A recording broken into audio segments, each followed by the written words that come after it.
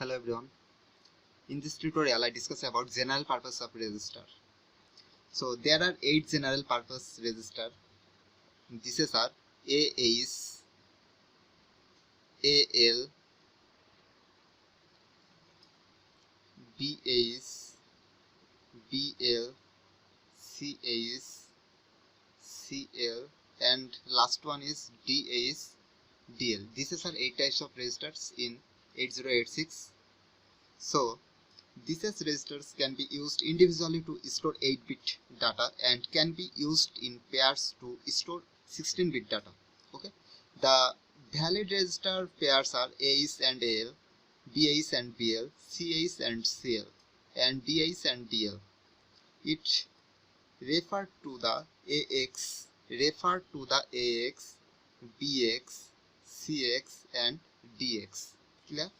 Respectively. So actually what is AX register?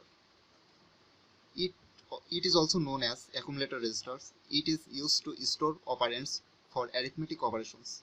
Next, BX. It is used as a base register.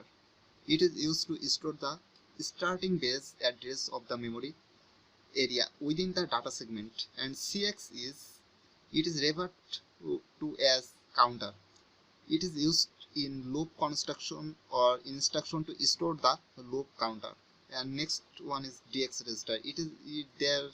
This register is used to hold input output port address for input output instructions. Next one is stack pointer register. It is a 16-bit register which holds an address from the start of the segment to the memory location where a word was most recently stored on the stack. So thank you everyone. See you in next tutorial.